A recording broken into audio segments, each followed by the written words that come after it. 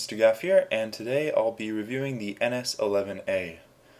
Now there are two variants of the NS-11A, but the only difference between them is the appearance. So this will be a review comparing both of the variants. The time codes are again listed in the description so that you can skip to a certain part of the video if you want to.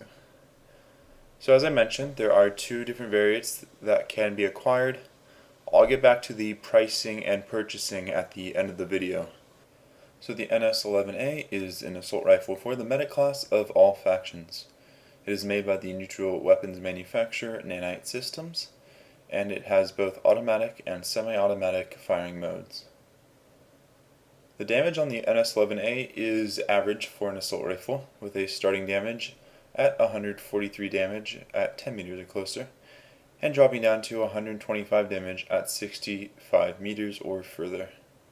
The reload tides are also average at 2 seconds for a short reload and 2.45 seconds for a long reload. The ammo capacity per magazine is 35 rounds, and your soldier carries an extra 175 rounds. The recoil for the NS-11A is one of the lowest for an assault rifle. The overall recoil is 0.22 degrees per shot, and there is a 3-time first shot multiplier. The rate of fire is 652 rounds per minute, and the bullet velocity is one of the highest at 640 meters per second. Now this is the first video which I'm using the new time to kill, which has been provided by the Reddit user Xantar. I have added annotations to all my previous videos so that you can compare the new time to kill with the past weapon reviews. For more information on the new time to kill, you can look into the description. There's a link to the thread where I decided to switch, or where I was convinced to switch. So the time to kill for the NS-11A is one of the longer time to kills for an assault rifle at 0.644 seconds. I'll explain shortly why this is. The NS-11A is undoubtedly a long-range weapon. The minimal damage drop-off, lower rate of fire, high bullet velocity, manageable recoil, and larger clip size mean you will be able to take out an enemy at range without having to reload. The low time to kill comes from the weapon's bad CQB capabilities. As you can see, the great accuracy allows you to still take people out in close range, but with the time to kill that only calculates stats such as rate of fire and damage output, the NS-11A is going to lose out. In terms of attachments, the NS-11A has a very wide choice. There is no 6x scope available, which surprised me, given its clear long-range role, yet there are other unique attachments, such as the ammo. Don't bother with the soft point ammunition, since it's better for close-range weapons. The high-velocity ammo, however, will help you land more shots on target, and is rumored to lower the damage drop-off rate, which is great for long-range encounters. However, the extra recoil is not something I'm particularly fond of, since it would require adding a compensator and using shorter bursts while firing. This setup is highlighted in blue. The reason I have against using a compensator on this gun is that I main as the Vanu Sovereignty, and the Vanu have very poor long-range damage. Therefore, many of the weapons will do extremely poor if equipped with the silencer. Since the NS-11A is not a Vanu weapon, it doesn't have this issue of poor damage at range. This makes it an excellent gun to use for a stealth class. This setup is highlighted in green. A good scope for this setup would be the night vision scope or 2x magnification reflex sight, which looks similar to the new Conglomerate's reflex. I've yet to find images for the looks on all the NS scopes, but I will link them in the description once I find them. Here's a demonstration of the setup. Incoming enemy aircraft. Really, I find the gun excellent without any attachments. The iron sights are definitely accurate enough to work with at any range. The foregrip would probably be the only clear-cut attachment to get, since the left recoil is rather strong. For the rest of the class setup, C4 would be the clear choice.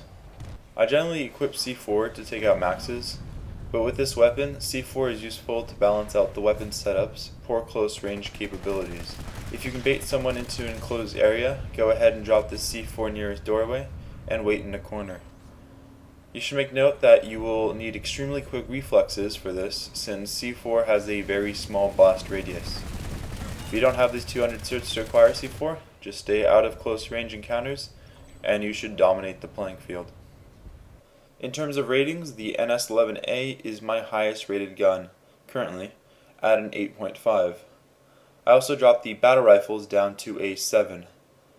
The redeeming factor of the battle rifles was that they could take out an enemy at medium range, even if the enemy was only poking their head out.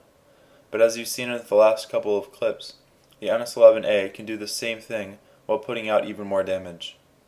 Another reason the NS-11A got such a high score is that it's the most versatile weapon in the game.